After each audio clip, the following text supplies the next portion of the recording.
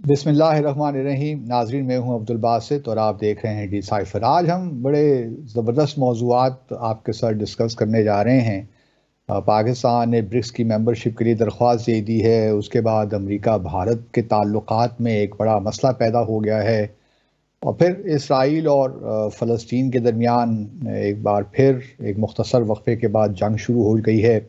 Israel ने अपनी रियासती दहशतगर्दी दोबारा शुरू कर दी है।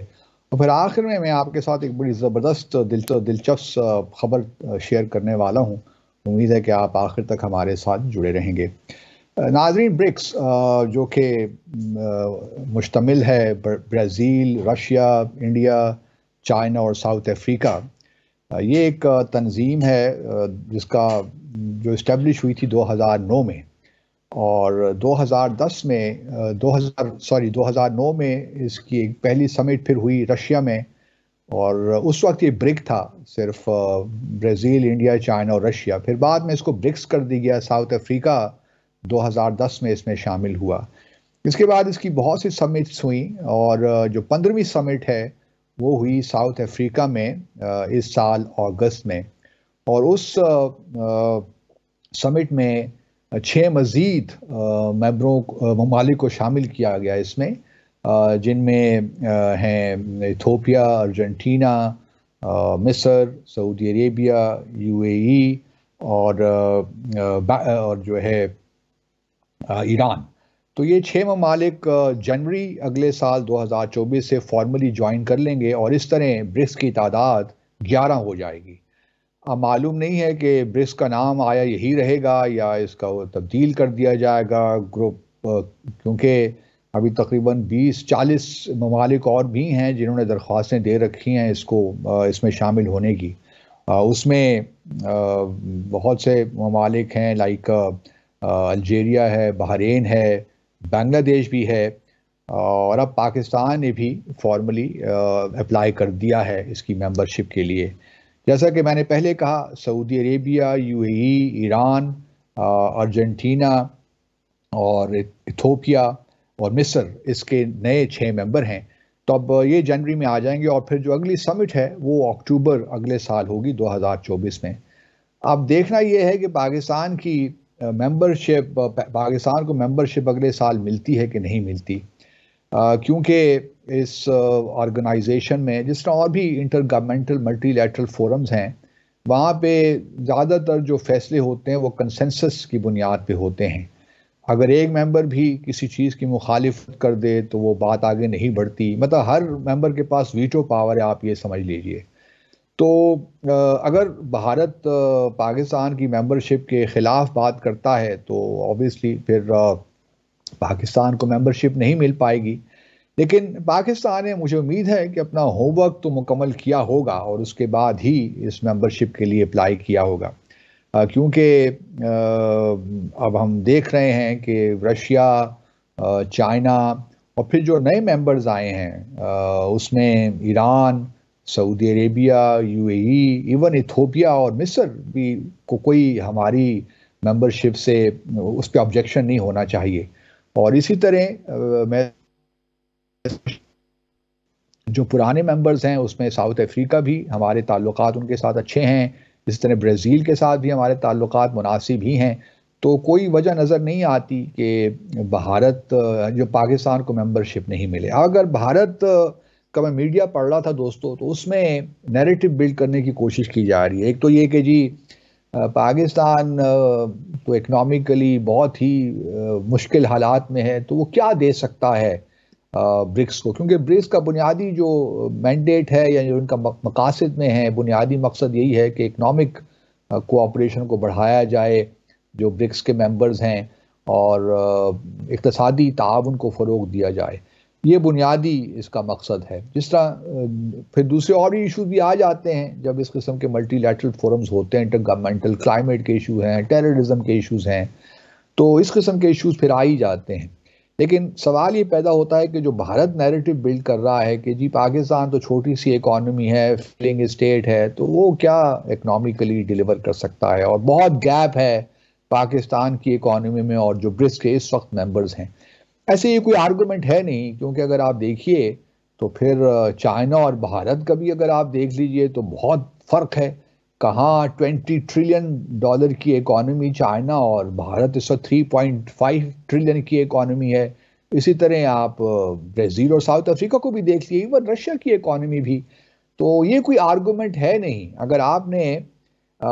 اس کو ایک گلوبل جو ہے ساؤتھ کا بنانا ہے، G20 کہہ رہے ہیں کہ G20 کے مد مقابل اس کو لا کر کھڑا کرنا ہے،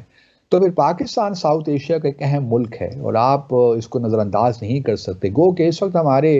اکنامک جو حالات ہیں وہ شاید اتنے اچھے نہ ہوں، لیکن پاکستان کو اگر آپ دیکھیے تو جو اسٹریٹجیکلی ہم لوکیٹڈ ہیں، ایک طرف land locked Afghanistan Central Asia ہے، پھر ساؤتھ ایشیا کو بھی ہم اس کے بھی ہم اسی خطے میں ہیں،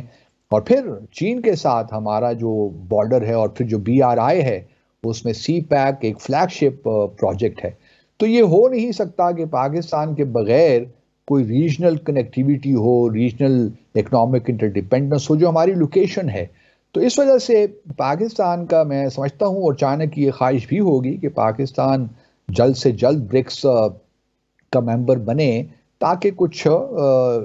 سی پیک کو بھی مزید ہم آگے تیزی کے ساتھ لے کر جا سکیں. اور پھر چین کا خیال یہ بھی ہے کہ ہونا چاہیے میرے خیال میں کہ بھارت کو تھوڑا بہت بیلنس کرنے کے لیے پاکستان کی شاید پریزنس ضروری ہے. اور پھر یہ کہنا ہے کہ جی ایک اور نیریٹو بھی بن رہا ہے کہ برکس میں اگر پاکستان آ گیا تو بھارت اور یہ پاکستان آپس میں ہی لڑتے رہتے ہیں، تو کوئی فائدہ نہیں ہے پاکستان کے آنے کا، بلکہ جو ماحول ہے برکس میں وہ خراب ہو جائے گا. اب یہ بھی کوئی آرگومنٹ نہیں ہے، کیونکہ ویسے تو ماحول چائنا اور بھارت کے بھی درمیان کوئی اچھا نہیں ہے. پچھلے کئی سالوں سے لائن آف ایکچوئل کنٹرول پہ جھڑپیں بھی ہو رہی ہیں، اور ابھی بھی تعلقات کی جو نوعیت ہے، بلکہ G20 کا جو اجلاس ہوا تھا، سربراہی اجلاس بھارت نے پچھلے ماہ، اس میں تو جو ہے پریزیڈنٹ شی جن پنگ آئی ہی نہیں، انہوں نے اس کو بھارت کو اسنب کر دیا. تو پھر یہ بھی ایک لحاظ سے جو بات ہے کہ جی پاکستان کا آنا، پاکستان بھارت کے تعلق جو ان کا ایک فضا ہے وہ خراب ہوگی. تو پھر پاکستان اور بھارت تو شنگھائی کوآپریشن آرگنائزیشن کے ممبر بھی ہیں، لیکن وہاں پہ ایک بات ضرور مختلف ہے کہ پاکستان اور بھارت کو دونوں کو ایک وقت بیا وقت شامل کیا گیا تھا. یہ نہیں تھا کہ بھارت پہلے سے ہو اور یا پاکستان پہلے سے ہو. تو ان دونوں کی جو ممبرشپ ہوئی تھی وہ بیک وقت ہوئی تھی 2017 میں. تو ایک اب دیکھنا یہی ہے کہ بھارت جو ہے کس طرح اس کو پاکستان کی ممبرشپ کو لیتا ہے. بہت سے لوگوں کا خیال یہی ہے کہ بھارت گو کہ اس وقت تو نیریٹو آ رہا ہے پاکستان کو ایک لحاظ سے پریشر میں ڈالنے کے لیے کہ جی یہ بھی ممکن ہے کہ بیہائنڈ دا سینز کچھ باتیں بھی ہو رہی ہوں کہ پاکستان اگر برکس میں شامل ہوتا ہے، چاہے چائنا کی جانب سے بھی ہمارے پہ کچھ پریشر ہو، کہ پاکستان جو ٹرانزٹ روٹ ہے واگا سے جو ہے ترخم تک، وہ لینڈ روٹ بھارت کو دے، تاکہ بھارت جو ہے وہ افغانستان کے ساتھ اور سینٹرل ایشیا کے ساتھ تجارت کر سکے. یہ پروپوزل بھی پرانی ہے، یہ سارک میں بھی ڈسکس ہوتی رہی. 2014 میں جب کھٹمنڈو سمٹ ہوئی تو اس وقت یہ پروپوزل ایک آئی، لیکن پاکستان واحد ملک تھا جس نے اس کی مخالفت کی. وہاں پہ 2 ایگریمنٹ سائن ہونے تھے، ایک ریلویز اور موٹر وہیکل ایگریمنٹ، اور اس میں اس قسم بھی شامل تھیں کہ اوور لینڈ جو ہے وہ ایکسیس آپ دیں گے. لیکن پاکستان نے اس کی سیکیورٹی ریزنز کی بنیاد پر مخالفت کی، اور وہ بالکل جائز تھا، کیونکہ پاکستان اور بھارت کے درمیان جس قسم کے تعلقات ہیں اس میں کچھ بھی انٹوورڈ انسیڈنٹ ہو سکتا ہے اور ایک بہت بڑا ایشو بن سکتا ہے. تو پاکستان اگر بھارت کے کنٹینرز وغیرہ پاکستان میں آتے ہیں، واگا سے تھرو افغانستان جاتے ہیں، تو آپ اندازہ کر سکتے ہیں کتنی ان کی سیکیورٹی چاہیے. کوئی ایکسیڈنٹ ہو جائے، کچھ ہو جائے، تو پھر آپ جو پاکستان اور بھارت کے تعلقات کی نوعیت ہے آپ اندازہ کر سکتے ہیں کتنا ایشو بن سکتا ہے. یہ چیزیں کتنا بڑا ایشوز بن سکتی ہیں. تو اس وجہ سے پاکستان نے اس کی مخالفت کی. اب دیکھنا یہ ہے کہ آیا برکس میں کچھ کوئڈ پرو کو ہوگا، آیا پاکستان کچھ دے گا اس سلسلے میں، کیونکہ چین کی تو خواہش ہوگی کہ جو سی پیک میں افغانستان کو بھی شامل کی جائے، اور ایک لحاظ سے چین یہ بھی چاہے گا کہ بھارت بھی جو اس کی اپوزیشن ہے اس کو ختم کرے سی پیک کے کانٹیکس میں یا بی آر آئی کے کانٹیکس میں، کیونکہ بھارت کا یہ آرگومنٹ ہے کہ وہ سی پیک کو سپورٹ نہیں کر سکتا یا بی آر آئی کو سپورٹ نہیں کر سکتا، کیونکہ جو سی پیک ہے وہ ڈسپیوٹڈ ٹیریٹریز سے گزرتا ہے، یا ان کے بقول یہ ان کی ٹیریٹریز ہیں جو آزاد جموں اور کشمیر ہے، گلگت بلتستان ہے، تو چونکہ یہ بھارت کی سرزمین ہے اور اس کی سوورنٹی کے خلاف ہیں یہ پروجیکٹس، تو اس لیے بھارت ان کو ایکسیپٹ نہیں کر سکتا، تو آرگومنٹ دیا جاتا ہے۔ لیکن معاملہ کچھ دوسرا ہی ہے۔ معاملہ یہ ہے کہ بھارت اس وقت یو ایس کے ساتھ اپنی اسٹریٹجک پارٹنرشپ کو بڑھا رہا ہے۔ ہم جانتے ہیں کہ یو ایس جو کوارڈ ہے، کوارڈ اس کا ممبر ہے، اور پھر آئی یو 2I2U کا بھی ممبر ہے، جس میں اسرائیل، انڈیا، یو اے ای اور یو ایس شامل ہیں، یہ بھی ایک اکنامک بلاک ہے۔ پھر بھارت نے ایک اور بھارت اور یورپین یونین، یورپین کنٹریز نے، یا آپ کہہ لیجیے امریکہ کی جانب سے ایک اور انیشیٹو بھی آیا ہے، India Middle East Europe corridor جسے کہتے ہیں، تو وہ بھی پچھلے G20 گروپ کی جب G20 کی جب سربراہی اجلاس ہوا تھا بھارت میں، تو اس میں اس سے بھی بات ہوئی تھی۔ تو کوشچن یہی ہے کہ بھارت کے جو گلوبل انہوں نے اپنی ری الائنمنٹ کی ہے امریکہ کے ساتھ، تو اس کی وجہ سے چین اور روس کے خدشات تو ہیں، اور اسی لیے میں ہمیشہ سے یہ کہتا رہا ہوں جب سے یہ شنگھائی کوآپریشن آرگنائزیشن اور برکس کے معاملات شروع ہوئے ہیں، اور جہاں امریکہ اور بھارت کے تعلقات میں گرم جوشی پیدا ہوئی ہے، اسٹریٹجک پارٹنرشپ بن رہی ہے، تو میں یہ کہتا رہا ہوں کہ اصل میں جو امپیڈیمنٹ ہے ہمارے ریجن میں یا شنگھائی کوآپریشن آرگنائزیشن کی ڈیولپمنٹ میں یا بی آر آئی برکس کی ڈیولپمنٹ میں،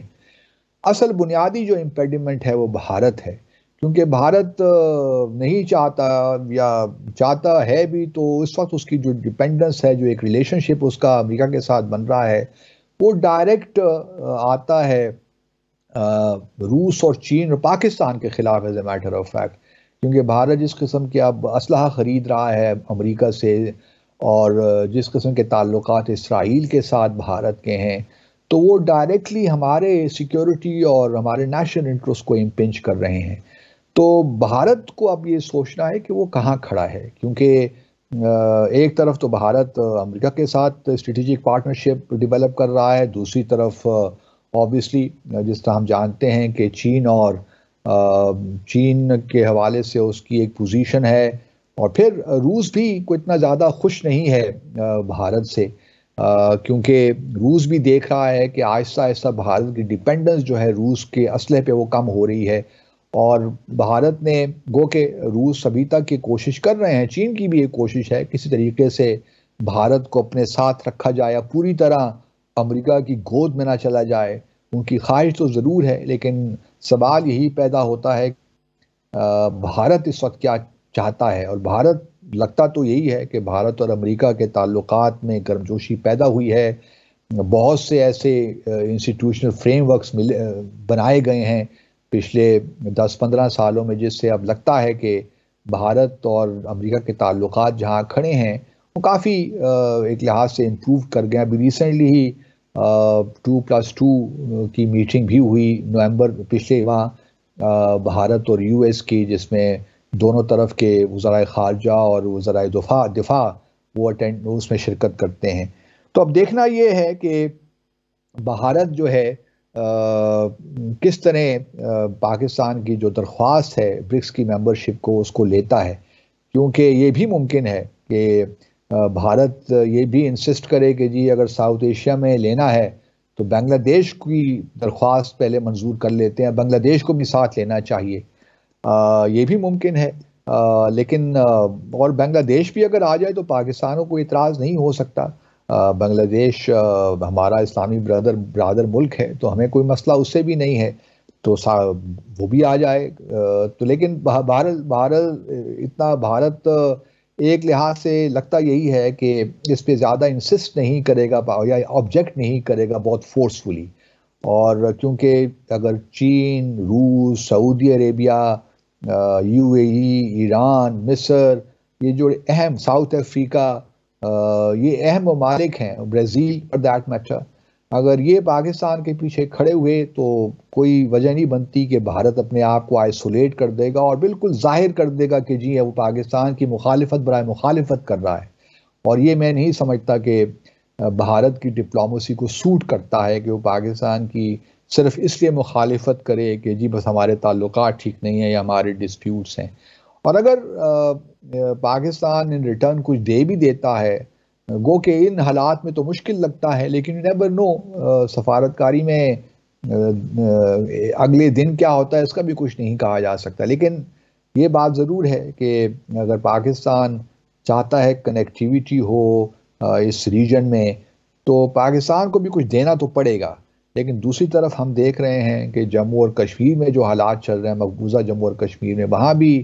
جو ہے پاکستان اور بھارت کس طرح جو اس وقت ڈیڈ لاک ہے اس کو کس طرح توڑیں گے۔ اب ہوپ فلی پاکستان میں انتخابات ہوں گے 8 فروری کو، جس کے بارے میں ہم مختلف خبریں اب سن رہے ہیں، اور پھر بھارت میں تو انتخابات ہوں گے اپریل میں۔ آیا مودی سرکار دوبارہ بنتی ہے یا کوئی اور حکومت آتی ہے، گو کہ انڈیکیشنز تو یہی ہیں کہ پرائم منسٹر مودی تیسری بار بھی منتخب ہو کے آ جائیں گے، تو ایک اپرچونٹی تو ملے گی، موقع ملے گا دونوں ممالک کو کہ وہ اس اپرچونٹی سے فائدہ اٹھائیں، اور نئی حکومتیں جب آتی ہیں تو ایک اپرچونٹی ملتی ہے تو اس سے فائدہ اٹھا کر اس ڈیڈ لاک کو توڑیں۔ لیکن میں پھر وہی کہوں گا کہ اس وقت اگر ڈیڈ لاک توڑنا ہے تو اس میں اسٹرکچر ڈائیلاگ کی ضرورت نہیں ہے فی الحال۔ بیہائنڈ دا سینز آپ ضرور بات کریں، اور کشمیر پہ آپ فرنٹ بات کریں، کیونکہ بات وہیں پہ آ کے رک جاتی ہے جموں اور کشمیر تنازع پہ، اور جب تک یہ مسئلہ تنازع حل نہیں ہوگا اس وقت تک کم از کم میں یہ نہیں سمجھتا کہ پاکستان اور بھارت کے درمیان تعلقات جو ہیں وہ کسی مثبت راہ پہ چل سکتے ہیں یا ریورسیبل ٹریجیکٹری پہ جا سکتے ہیں۔ ہم پھر وہی ہوگا، ایک قدم ہم آگے بڑھائیں گے، پھر 2 قدم پیچھے ہٹ جائیں گے، پھر ایک اور ڈیڈ لاک آ جائے گا۔ تو یہ پاکستان اور بھارت کے تعلقات کی ایک تاریخ ہمارے سامنے ہے۔ تو اگر ہم یہ توقع رکھتے ہیں کہ ہم وہی کام کرتے رہیں گے، CBN پہ صرف زور دیتے رہیں گے اور جو اصل مسائل ہیں ان پہ توجہ نہیں دیں گے یا ان کو حل کرنے کی کوشش نہیں کریں گے اور معاملات خود بخود ٹھیک ہو جائیں گے، ایسا ہوتا نہیں ہے۔ یہ جموں اور کشمیر کوئی ٹیریٹوریل ڈسپیوٹ تو ہے نہیں، یہ انسانی حقوق کا معاملہ ہے، اور جب تک یہ معاملہ تنازع حل نہیں ہوتا اس وقت تک بہت مشکل ہے کہ پاکستان اور بھارت کے درمیان باہمی اعتماد پیدا ہو سکے۔ لیکن یہ ایک انٹرسٹنگ ڈیولپمنٹ ہوئی ہے، کیونکہ برکس جو ہے انہوں نے اپنا ایک نیو ڈیولپمنٹ بینک بھی بنایا ہے، تو وہ کوشش کر رہے ہیں کہ ڈی ڈالرائزیشن بھی کریں، ٹریڈ کو بھی مختلف اپنی کرنسیز میں کنڈکٹ کریں۔ تو ایک انٹرسٹنگ برکس جو ہے، انٹرسٹنگ ایک کانسیپٹ ہے، اور اب G20 کے مقابل میں یہ آ سکتا ہے، یہ بہت بڑا سوال ہے، کیونکہ بہت سے جو ممبرز اس وقت، خاص طور پہ اگر آپ برکس کی ممبرشپ دیکھیے تو وہ G20 کے بھی ممبرز ہیں۔ مثال کے طور پر China, Russia, Brazil, South Africa, Saudi Arabia, یہ سارے ممالک وہ ہیں کہ جو G20 میں بھی ہیں۔ تو آیا یہ 2 پیرلل تنظیمیں کس طرح چلیں گی یہ تو وقت بتائے گا، لیکن یہ ضرور ہے کہ برکس اپنا ایک مقام بنائے گا، لیکن اگر اس کی ممبرشپ بہت زیادہ پھیل گئی تو یہ انویلڈی بھی ہو جائے گا، یہاں پہ پھر یہ ایک اور اقوام متحدہ بن جائے گا، UOIC بن جائے گا، یہاں پہ پھر فیصلے کرنے مشکل ہو جائیں گے۔ تو یہی ہے کہ اس کو مختصر رکھا جائے، G20 ہے تو اس کو بھی ایک G20 ساؤتھ کا نام دے دیا جائے یا G20 گلوبل کر دیا، I do not know، لیکن اس کے پھر نام کو تبدیل کرنا شاید ضروری ہو جائے گا ایک وقت میں۔ تو اب دیکھنا یہی ہے کہ جو 16th سمٹ ہوگی روس میں اکتوبر کے مہینے اگلے سال، اس میں اس وقت تک پاکستان کی ممبرشپ ہو جاتی ہے کہ نہیں، یا صرف پاکستان کی ممبرشپ ہوتی ہے یا باقی جو ممالک ہیں جنہوں نے درخواستیں دے رکھی ہیں، خاص طور پہ بنگلہ دیش ہے، بحرین ہے، یا اور بھی بہت سے ممالک ہیں، بولیویا ہے، کیوبا ہے، تو آیا ان کے ساتھ ہوتی ہے یا قزاقستان نے بھی جو سنٹرل ایشیا کا ممبر ہے، اسٹیٹ ہے، اس نے بھی ممبرشپ کے لیے کر رکھا ہے. تو قزاقستان، پاکستان میں سمجھتا ہوں دو بڑے اہم امیدوار ہیں برکس کے لیے، اور امید کرنی چاہیے کہ ہم نے اپنا ہوم ورک تو کیا ہوگا اور اس کے بعد ہی ہم نے اپلائی کیا ہوگا. تو کوئی وجہ نہیں ہے کہ بھارت ہماری ممبرشپ کو یا ہماری درخواست پہ کوئی آبجیکشن کرے. میرا اپنی اسیسمنٹ یہ ہے کہ بھارت اس کو چپکے سے جانے دے گا اور زیادہ تحفظات یا اس کو آبجیکٹ نہیں کرے گا، کنسنسس توڑے گا نہیں. گو کہ اپنے خدشات کا اظہار کرے گا لیکن کنسنسس کے ساتھ اس کو جانے دے گا، جہاں تک میری اسیسمنٹ ہے. تو let's hope for the best. ایک مختصر سا وقفہ لیتے ہیں ناظرین، اور پھر آ کر امریکہ کے تعلقات جو اس وقت ایک خاص ایشو پیدا ہوا ہے اس پہ بات کرتے ہیں. ہمارے ساتھ رہیے. ویلکم بیک ناظرین. اس وقت یو ایس، امریکہ اور بھارت کے درمیان ایک ایشو نزاع کا بنا ہوا ہے، اور اب دیکھنا یہ ہے کہ یہ کہاں تک یہ معاملات جاتے ہیں. 2016 میں پاکستان نے کمانڈر کلبھوشن جادیو کو گرفتار کیا تھا، اور اس پہ بڑے سنگین الزامات تھے، اور وہ الزامات درست ثابت ہوئے. عدالت نے اس کو مجرم قرار دے دیا اور پھر اس کو سزائے موت ہو گئی، لیکن ابھی تک سزائے موت ایکچولی ہوئی نہیں. وہ مرسی پٹیشن ہے، وہ ایک معاملات الگ ہیں، وہ قانونی. پھر ہم نے ایک ڈوسیئر بھی تیار کیا کہ بھارت کس طرح پاکستان میں دہشت گردی کرواتا ہے، کون کون سی آرگنائزیشنز ہیں، چاہے وہ ٹی ٹی پی ہو یا اور ملیٹنٹ آرگنائزیشنز جو بینڈ آرگنائزیشنز ہیں، لائک بلوچستان ریپبلکن آرمی ہو، بلوچستان دوسری بی این اے وغیرہ ہوں، بہت سی اور آرگنائزیشنز بھی ہیں جن کو بھارت استعمال کرتا ہے پاکستان میں دہشت گردی میں کرنے کے لیے. تو ہم نے ایک ڈوسیئر بھی تیار کیا، لیکن دنیا نے ہماری بات کو بے خاص اعتبار نہیں کیا، اور ہم کہتے رہے کہ جی بھارت ان کاموں میں ملوث ہے، لیکن کوئی بھی ہم پہ یقین کرنے کے لیے تیار نہیں تھا. اور پھر پاکستان میں بہت سے مقبوضہ کشمیر سے آئے ہوئے کشمیری رہنماؤں کو بھی قتل کیا گیا، اور اس میں بھی بھارت کا ہی ہاتھ تھا، اور یہ بھی ہم دنیا کو بتاتے رہے، لیکن کسی نے ہماری بات پہ کان نہیں دھرا. اب اس سال جون میں 18 جون کو اگر آپ کو یاد ہو تو وینکوور میں کینیڈا میں ایک خالستان کے سپورٹر جو ہیں سکھ، ان کا جو ہے ہردیپ سنگھ نجر، ان کو قتل کیا جاتا ہے. اور اس کے بعد جو کینیڈین گورنمنٹ ہے وہ بڑا سخت ریئیکٹ کرتی ہے کہ جی اس کے پیچھے را کا ہاتھ ہے، اس کے قتل کے پیچھے، کیونکہ جو نجر تھے وہ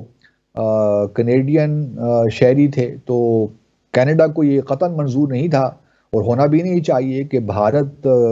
جو را ہے بھارت کی وہ اس میں ملوث پائی گئی. انہوں نے انٹیلیجنس بھی شیئر کی بھارت کے ساتھ، لیکن بھارت نے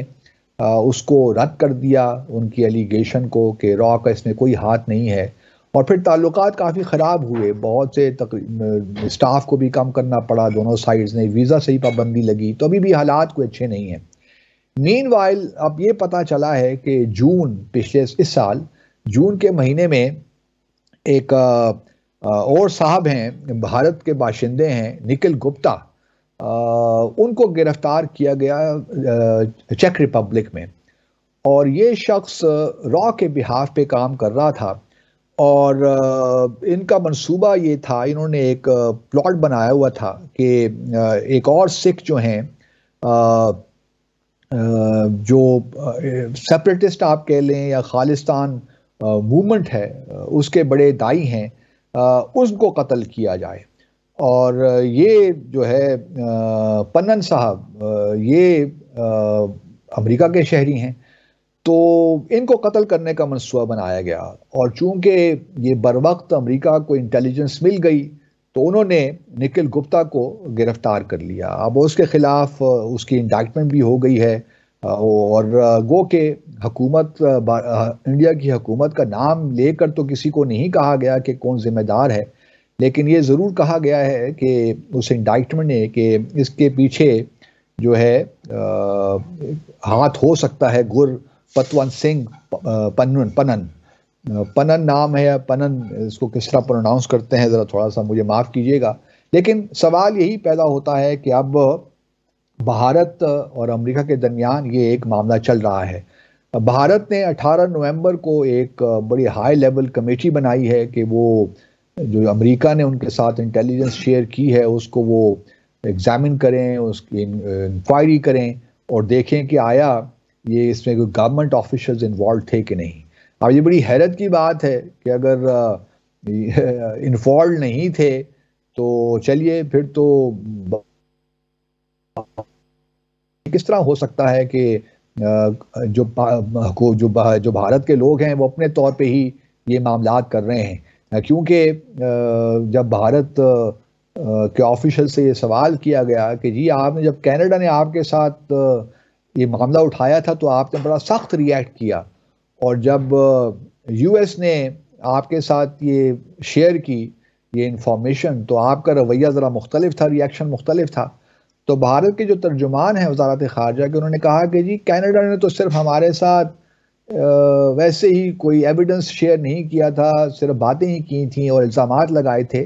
لیکن امریکہ نے تو ہمارے ساتھ کچھ کنکریٹ انفارمیشن شیئر کی ہے جس کی بنیاد پر ہم نے اب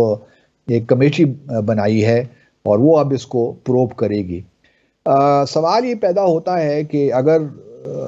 عام شہری، اور پھر یہ بھی کہا کہ امریکہ نے کسی بھارت کی حکومت پہ الزام نہیں لگایا بلکہ بھارت کے کچھ باشندوں پہ یا شہریوں پہ الزام لگایا ہے، تو یہی بڑی عجیب سی بات ہے کہ شہری اپنے طور پہ ہی کام کر رہے ہیں، اس میں آبویسلی منی لانڈرنگ بھی انوالوڈ ہوگی، ٹیرر فائنینسنگ بھی انوالوڈ ہوگی، تو اگر کوئی عام شہری بھی کر رہے ہیں تو اس کا مطلب ہے کہ بھارت کے جو پروسیجرز ہیں وہ اتنے مضبوط نہیں ہیں کہ یہاں سے ٹیرر فائنینسنگ بھی ہو رہی ہے اور منی لانڈرنگ بھی ہو رہی ہے، اور پھر تو یہ بڑا کیس بنتا ہے کہ ایف اے ٹی ایف میں ان کا ریویو ہو رہا ہے بھارت کا بھی اگلے کچھ دنوں میں، تو بھارت کو پھر ایف اے ٹی ایف کی جو ہے فیٹف کی بلیک لسٹ میں ڈال دینا چاہیے، لیکن کیا یہ ہو سکے گا؟ کیونکہ جو ایف اے ٹی ایف کا ایشیا پیسیفک گروپ ہے، بھارت اس کا کو چیئر بھی ہے، وائس چیئر بھی ہے، تو اگر پروب میں یہ نکلتا ہے کہ بھارت را اس میں انوالوڈ ہے، وہ کہ بھارت کی اپنی جو کمیٹی ہے وہ تو یہ نہیں کہے گی کہ جی را کے آفیشلز انوالوڈ ہیں، یا تو یہ کہہ سکتے ہیں کہ جی کچھ نچلے لیول کے کچھ لوگ تھے وہ انوالوڈ تھے اپنے طور پہ ہی، تو پھر یہ بھی بہت بڑی سنگین چیز ہے، بڑی کنسرن ہونا چاہیے اس پہ کہ جو روگ ایلیمنٹس ہیں را میں وہ اپنے طور پہ حکومت کی بغیر اپروول کے وہ یہ کام کر رہے ہیں، تو دونوں طرف سے میں سمجھتا ہوں کہ بھارت کے لیے بڑی مشکل ہے، اور پھر امریکہ نے بڑا وارن کیا ہے بھارت کو کہ اگر اس قسم کا واقعہ ہوا تو اس کو بڑا سیریسلی لیا جائے گا۔ اب بھارت کا مسئلہ یہ ہے کہ وہ چونکہ ایک ایروگنٹ اسٹیٹ بن چکا ہے، اور وہ جہاں جہاں بھی اس کو خالستانی نظر آتے ہیں ان کو قتل کرنے کا منصوبہ اس نے بنائے ہوئے ہیں، اور پاکستان میں جو ان کو کشمیری نظر آتے ہیں ان کو وہ قتل کرنے کے منصوبے بنا رہے ہیں، اور جو ایک فائیو آئیز انٹیلیجنس ایک آرگنائزیشن ہے جو کہ امریکہ، کینیڈا، یو کے، آسٹریلیا اور نیوزی لینڈ پہ مشتمل ہے، یہ ساری انٹیلیجنس اپنے کوآرڈینیٹ کرتے ہیں، اور کینیڈا نے جب نجر کے قتل کے بعد تمام ممالک کے ساتھ یہ کوآرڈینیٹ کیا تھا، اور اس کے بعد آبویسلی ان کے جو اینٹینس تھے وہ کھڑے ہو گئے فائیو آئیز انٹیلیجنس کمیونٹی کے، تو انہوں نے بھی دیکھا کہ بھئی یہ تو معاملات گڑبڑ ہیں، اور بھارت کا تو ہر معاملے میں اس قسم کے معاملات میں ہاتھ ہے، تو یہ ایک سیریس مسئلہ ہے، اور گرپنت ون سنگھ پنن جو ہیں وہ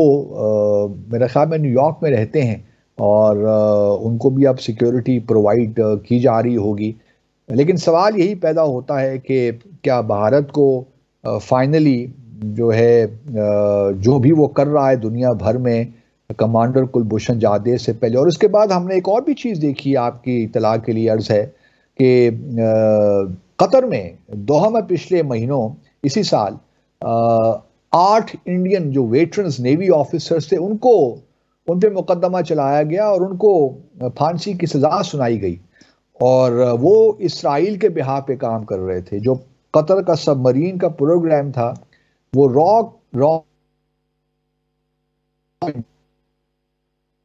اسرائیل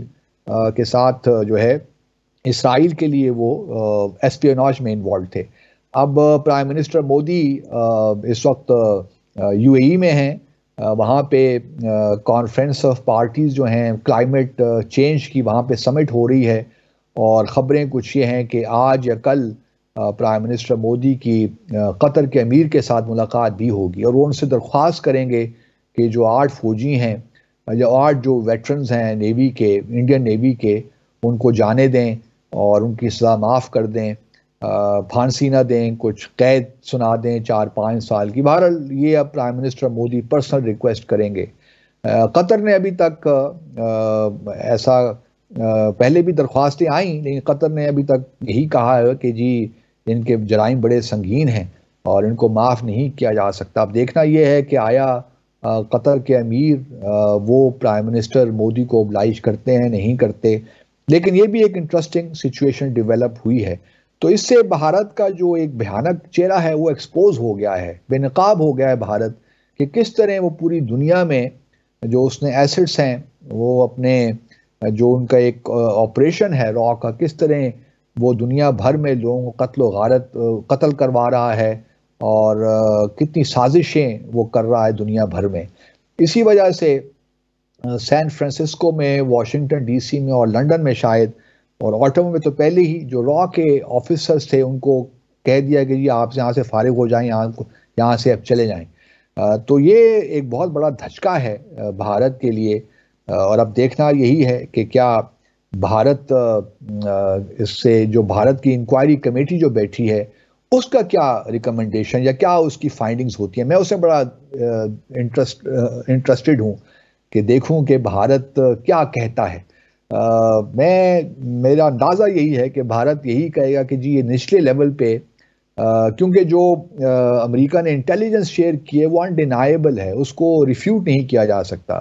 تو بھارت یہی ایک بہانہ کرے گا کہ جی بڑے نچلے لیول پہ را میں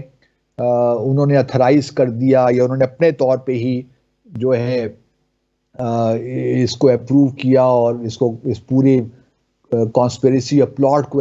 کیری آؤٹ کرنے کی کوشش کی، تو ہم ان کو سزا دے دیں گے۔ ان کا نام بھی نہیں بتائیں گے، لیکن یہ کہیں گے، شاید امریکہ سے پرائیویٹلی 2-3 نام بھی شیئر کر لیں، لیکن آبویسلی پبلک نہیں ہوگا، کیونکہ لیکن یہ پھر ریفلیکٹ کرے گا ویری بیڈلی آن را، کہ را میں ایسے روگ ایلیمنٹس موجود ہیں۔ گو کہ میرا اپنا تو یہی کہنا ہے کہ اوپر لیول سے ہی یہ اجیت ڈوول صاحب نے اس کی اپروول دی ہوگی، اس کے بغیر یہ ہو نہیں سکتا کہ نجر کا بھی قتل ہو اور اس کے بعد یہ پنن صاحب جو ہیں امریکی شہری، ان کا بھی قتل کی سازش بنائی جائے۔ تو اس میں آبویسلی یہ اوپر سے اپروول ہوئی ہوگی، تبھی کہیں جا کر یہ پورا جو ہے پلاٹ تیار کیا گیا ہوگا۔ بٹ ان اینی کیس یہ ایک انٹرسٹنگ ڈیولپمنٹ ہے۔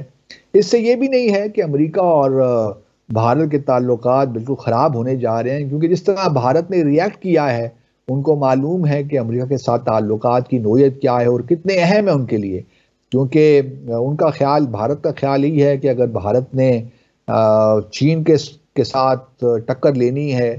تو پھر جو state of the art technology ہے وہ صرف ان کو امریکہ سے ہی مل سکتی ہے، اور امریکہ کے ساتھ اس وقت ان کا لائن، ان کے ساتھ رہنا بڑا ضروری ہے۔ تو وہ کوئی ایسا کام بھی نہیں کریں گے، اب محتاط ہو جائیں گے تھوڑا، لیکن اس کا ہرگز مطلب یہ نہیں ہے کہ پاکستان جو بھارت ایکٹیویٹیز کر رہا ہے اس سے وہ ہاتھ کھینچ لیں گے۔ پاکستان ہمارا، چونکہ ہم ریئیکٹ نہیں کرتے، ہم صرف ڈوسیئر بنا کر پیش کر دیتے ہیں دنیا بھر میں، کوئی عملی اقدامات نہیں کرتے، اس وجہ سے بھارت کو کھلی چھوٹ مل رکھی ہے کہ وہ یہاں پہ دہشت گردی کی کارروائیاں کرتا رہے۔ اور ابھی بھی جو کچھ پاکستان میں ہو رہا ہے، گو کہ افغانستان کی حکومت کا بھی اس میں ایک لحاظ سے ان کو بھی الزام تو دینا ہی چاہیے، لیکن میں پھر بھی سمجھتا ہوں کہ بھارت کا بہت بڑا ہاتھ ہے پاکستان میں جو دہشت گردی کارروائیاں ہوتی ہیں۔ تو ہمیں تھوڑا سا چوکنا رہنا ہے اور دیکھنا یہی ہے کہ آنے والے وقتوں میں ہم کس طرح معاملات کو آگے لے کر جا سکتے ہیں، خاص طور پہ دہشت گردی جو بھارت پاکستان میں کروا رہا ہے۔ اسی ضمن میں جو ہے کلبھوشن جادیو کا معاملہ بھی جو ہے اس کو بھی ہمیں کسی منطقی انجام تک پہنچا دینا چاہیے، تاکہ ایک ایگزامپل تو سیٹ ہو کہ جو پاکستان میں دہشت گردی کرتے ہیں۔ یہ بات بھی میں آپ کو یاد دلاتا چلوں کہ کمانڈر کلبھوشن جادیو کا صرف جاسوسی کا معاملہ نہیں تھا، جاسوسی کا معاملہ ہوتا تو وہ تو اور بات تھی، لیکن کمانڈر کلبھوشن جادیو نے تو کنفیس کیا ہے کہ وہ پاکستان میں دہشت گردی کو فائنانس بھی کرتا رہا، اس کو آپریٹرز بھی ہائر کرتے رہے، اور کس طرح انہوں نے مختلف کراچی میں، بلوچستان میں اور پاکستان کے دوسرے حصوں میں کس طرح دہشت گردی کی کارروائیاں کی. تو اگر صرف یہ اسپیناش کا کیس ہوتا پھر تو بات دوسری تھی، لیکن کمانڈر کلبھوشن جادیو کو بھی اس کے منطقی انجام تک پہنچا دینا چاہیے. گو کہ اس میں اب ICJ انوالو ہو گیا. میں سمجھتا ہوں انٹری کیسز کیا ہیں، کیا پرابلمز ہیں، لیکن اس کا ہرگز مطلب یہ نہیں ہے کہ پاکستان ان تمام چیزوں کو جانے دے. جس طرح کینیڈا نے ریئیکٹ کیا، جس طرح امریکہ نے ریئیکٹ کیا، اب آسٹریلیا اور نیوزی لینڈ میں بھی بہت بڑی کمیونٹی ہے، خاص طور پہ آسٹریلیا میں، پھر UK میں سکھ کمیونٹی بہت زیادہ ہے. تو ایک لحاظ سے پرابلمز تو ہو گیا ہے بھارت کے لیے. تو انٹرسٹنگ ڈیولپمنٹ میں نے کہا آپ کے ساتھ شیئر کروں، اور اگلے ایک مختصر سا وقفہ لیتے ہیں، اور آگے وقفے میں آپ کے دلچسپ خبر بھی شیئر کروں گا، اور اس کے ساتھ ساتھ تھوڑا سا فلسطین اور اسرائیل کے بارے میں بات کر لیتے ہیں. ہمارے ساتھ رہیے. ویلکم بیک ناظرین. اس سے پہلے کہ میں ایک پاکستان کے حوالے سے مثبت خبر آپ کے ساتھ شیئر کروں، تھوڑا سا فلسطین اور اسرائیل کے بارے میں بات کر لیتے ہیں. تقریباً 7 دن کا آپ کے لیے جنگ بندی تھی یا ہیومینیٹیرین پاز تھا، ایک بریک تھا. اس کے بعد پھر سنا ہے کہ آج سے اسرائیل نے کچھ بمبارمنٹ کی ہے کچھ غزہ کے کچھ علاقوں میں. نارتھ غزہ تو پوری طرح برباد ہو گیا ہے. اب سوچنے کی بات یہ ہے کہ حماس نے 7 اکتوبر کو جو ایکشن لیا، وہ اس لیے تو نہیں ہو سکتا کہ جو فلسطین کے قیدی ہیں اسرائیل کے پاس ان کو رہا کروانے کے لیے کیا ہو، کیونکہ اگر فلسطین کے پاس لیٹ سے 6 سے 7 ہزار فلسطینی قیدی بھی ہیں، تو اس حماس نے 15,000 لوگوں کو شہید کروا دیا. تو یہ ہو نہیں سکتا کہ حماس کی یہ اسٹریٹجی ہو، کیونکہ حماس انہوں نے سب کیلکولیٹ تو کیا ہوگا. جب 7 اکتوبر کو انہوں نے ایکشن لیا، ان کو معلوم ہوگا کہ کس طرح اسرائیل ریئیکٹ کرے گا، کیونکہ حماس نے بھی تقریباً 250 کے قریب ہاسٹیجز بھی بنائے، ان کو یرغمال کیا، غزہ میں لے آئے. تو دیکھنا یہی ہے کہ اب حماس کی اسٹریٹجی کیا ہے. حماس آبویسلی یہی چاہتا تھا، جہاں تک ہماری اسیسمنٹ ہے، کہ فلسطین کا مسئلہ جو بالکل بیک برنر پہ جا رہا تھا، پیچھے ہٹ رہا تھا، وہ پھر ایک دفعہ سامنے آ گیا ہے. اور جو ابراہیم ایکارڈز بھی ہو رہے تھے وہ بھی تھوڑے بہت ڈاواں ڈول کچھ عرصے کے لیے تو ہو ہی گئے ہیں. پھر اب جو ہے فلسطین کا معاملہ زیر بحث ہے، 2 اسٹیٹ سلوشن کی بات ہو رہی ہے. تو کافی حماس کے جو ایکشن نے کافی دنیا کو ہلا کے رکھ دیا ہے. تو یہ ہو نہیں سکتا کہ حماس نے صرف یہ 5-6 ہزار فلسطینی قیدیوں کو رہا کروانے کے لیے ایکشن کیا ہو، کیونکہ یہ قیدی تو دیکھیے نا، مغربی کنارے میں تو ہر روز اسرائیل گرفتار بھی کر رہا ہے. ایک دن رہا کرتا ہے 20-30 قیدی، اور پھر اگلے ہی دن اور گرفتاریاں ہو جاتی ہیں. لیکن بہرحال یہ حماس کی اسٹریٹجی تو مجھے یہی لگتی ہے کہ یہی تھی. دوسری طرف اسرائیل کے اب اینڈ گیم کیا ہے. اسرائیل نے اب دیکھیں نا، غزہ سٹی یا جو نارتھ غزہ ہے اس پہ تو اب اتنی تباہی بربادی ہو گئی ہے کہ وہاں سے تقریباً سارے ہی لوگ نکل کر ساؤتھ کی طرف آ گئے ہیں. ساؤتھ غزہ میں جو ہے بمبارڈمنٹ اگر ہو بھی رہی ہے تو بہت تباہی پھر پھیلے گی. تقریباً 15,000 کے قریب فلسطینی شہید ہو گئے ہیں، اور یہ یاد رہے کہ اس میں 40% سے زیادہ بچے ہیں. تقریباً 7,000 کے لگ بھگ بچے شہید ہوئے ہیں، معصوم جانیں ضائع ہوئی ہیں اس میں. تو یہ کوئی عام سی بات نہیں ہے. تو اسرائیل تو یہی چاہتا ہے کہ اس غزہ پٹی کو فلسطینیوں سے بالکل پاک کر دیا جائے، اور یہ فلسطینی جو ہیں مصر میں، اردن یا یمن یا ترکیے میں جا کر آباد ہو جائیں اور یہ ان کی ذمہ داری لے لیں. بلکہ سعودی عرب کے وزیر خارجہ نے کل ایک بیان میں کہا بھی ہے کہ اگر کسی کا یہ ماننا ہے کہ ہم فلسطینیوں کو یہ کہیں گے کہ وہ ایک اور نغبہ کریں، جیسے 1948 میں تقریباً 7 لاکھ فلسطینیوں کو نکالا گیا تھا، تو ہم وہی کریں گے دوبارہ، تو ایسا ممکن نہیں ہے، اور ہم کسی ایسے ایجنڈا کا حصہ نہیں بنیں گے. بالکل ٹھیک بات انہوں نے کہی. لیکن سوال یہ پیدا ہوتا ہے کہ اسرائیل کیا چاہے گا. اسرائیل اگر یہ چاہتا ہے کہ جی جو محمود عباس ہیں یا فلسطینین اتھارٹی ہے وہ غزہ میں اپنا کنٹرول کریں یا وہاں حکومت کریں، ناممکن ہے. کیونکہ 2006 کے الیکشن میں حماس کو بڑی زبردست کامیابی وہاں ملی تھی. اور پھر جو فلسطینی اتھارٹی ہے جس کو پریزیڈنٹ محمود عباس ہیڈ کر رہے ہیں، وہ ان کا تو ویسٹ بینک میں رام اللہ وغیرہ میں بھی اتنا انفلوئنس نہیں رہا، مارجنلائز سے ہو گئے. تو کجا کہ وہ غزہ میں آ کر جو ہے وہ اپنا وہ وہاں کا انتظامی امور جو ہیں وہ سنبھال سکیں گے. اب سوال یہ پیدا ہوتا ہے کہ اسرائیل حماس کو پوری طرح ختم کر پائے گا؟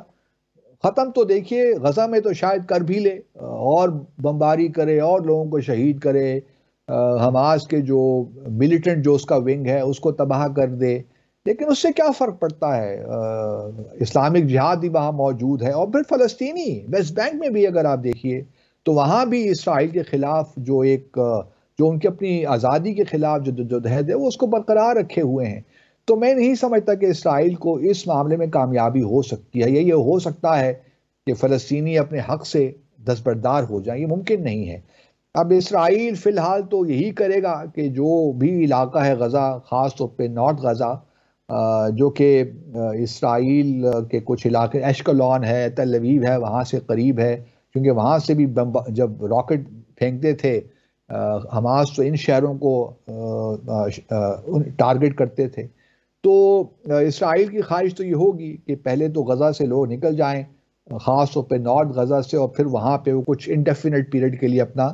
انتظام وہی سنبھالے تاکہ دوبارہ حماس، لیکن پھر ریکنسٹرکشن اور اس کو فلیٹن کر دیا ہے تقریباً. اب یا تو یہ ہو سکتا ہے کہ یو این پیس کیپرز آ جائیں یہاں پہ، یا یو آئی سی کے، یا عرب لیگ، لیکن وہ بھی میں نہیں سمجھتا کہ ٹینیبل ہے. خاص طور پہ وہ آئی سی کنٹریز یا عرب لیگ کے کنٹریز اس قسم کا رسک نہیں لیں گے کہ وہ آ کر یہاں پہ ریکنسٹرکشن بھی کریں اور یہ تمام.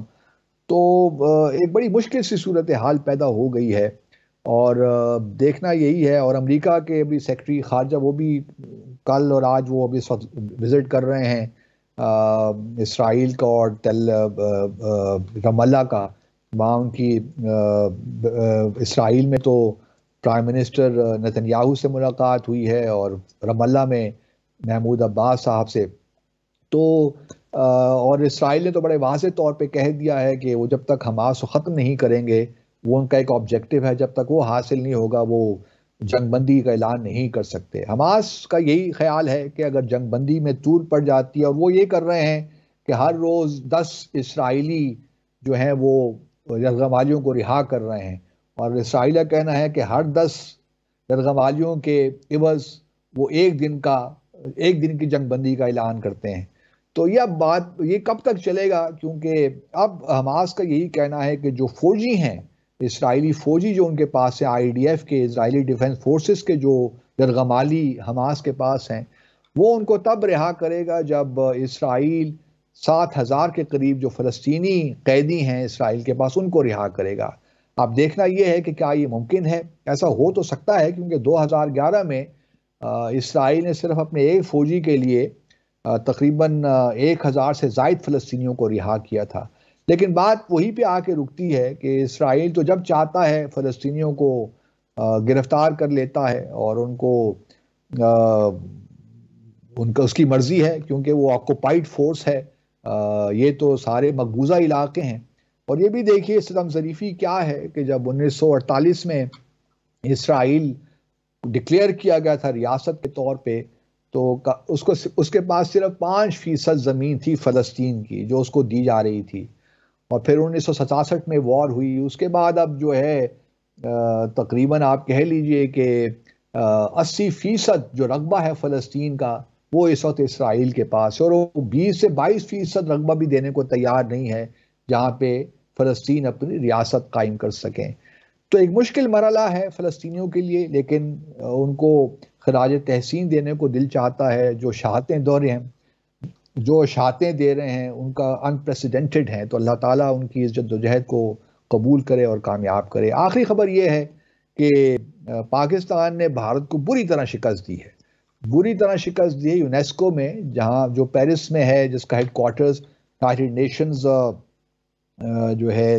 Education and scientific cooperation organisation جو ہے، cultural United Nations education scientific and cultural organization,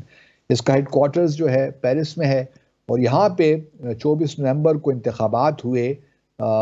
voice chair کے لیے۔ اس آرگنائزیشن میں دوستو 6 ریجنل گروپس ہیں، ایک گروپ ایشیا پیسیفک ہے، اور ایشیا پیسیفک گروپ میں 58 ممبرز ہیں، اور 58 ممبرز نے بھارت نے 18 ووٹ لیے، 2 ہی امیدوار تھے، پاکستان اور بھارت۔ پاکستان نے 38 ووٹ لیے، تو 20 ووٹ کی شکست دی پاکستان نے بھارت کو، اور پھر بھارت کہتا ہے کہ جی پاکستان کو ہم نے دنیا بھر میں آئسولیٹ کر دیا ہے۔ تو یہ پاکستان کی بہت بڑی کامیابی، اور بھارت کا میڈیا اس وقت بڑا، اور بھارت کی حکومت بھی ایک لحاظ سے اس کو سمجھ نہیں آ رہی ہوگی کہ کس طرح یہ ہو گیا کہ بھارت کو 18 ووٹ ملے اور پاکستان کو 38 ووٹ مل گئے۔ تو یہ تو بہت بری شکست ہوئی ہے۔ میں خود بھی ان انتخابات میں ایک لحاظ سے کیمپین میں شامل ہوتا رہا ہوں اپنے کریئر میں۔ ہوتا تو یہی ہے کہ کنسنسس سے ہی چیزیں ہو جاتی ہیں، لیکن اگر آپ نے کنسنسس نہیں ہوتا کسی ایک کینڈیڈیٹ پہ تو پھر الیکشنز ہوتے ہیں، لیکن الیکشن سے وہی ملک جاتا ہے جس کو یقین ہو کہ اس کو ووٹ مل جائیں گے۔ تو بھارت کو یہ شکست آئی، ڈو ناٹ نو، سنا یہی ہے کہ جو شرما صاحب وہاں پہ ہیں پرماننٹ ریپرزینٹیٹو یونیسکو کے بھارت کے، وہ پرائم منسٹر مودی کے وہ کریئر ڈپلومیٹ نہیں ہیں، بلکہ گجرات سے جانتے ہیں پرائم منسٹر مودی کو۔ تو پرائم منسٹر مودی نے ان کو سفارش پہ یا اپنی دوستی کے ناطے ان کو وہاں پیرس بھجوا دیا تھا۔ تو یہ شکست شاید ان کی وجہ سے بھی، وہ بھی ذمہ دار ہیں۔ تو اب آبویسلی ان پہ اب سارا نزلہ گرے گا، لیکن سوال یہی پیدا ہوتا ہے کہ پاکستان آئسولیٹڈ نہیں ہے۔ ہم تھوڑی بہت اگر محنت کریں، اپنا کام ٹھیک کریں، تو سفارت کاری میں بہت چیزیں ہم اچیو کر سکتے ہیں۔ اور یونیسکو میں جو پاکستان کی بھارت کے خلاف اتنی شاندار کامیابی ہے، وہ اس بات کی غماز ہے کہ پاکستان ایک اہم ملک ہے اور اس کو نظر انداز نہیں کیا جا سکتا۔ تو ناظرین، آج کے لیے اتنا ہی۔ اپنا خیال رکھیے، اپنے ارد گرد رہنے والوں کا خیال رکھیے۔ میری جانب سے اللہ حافظ۔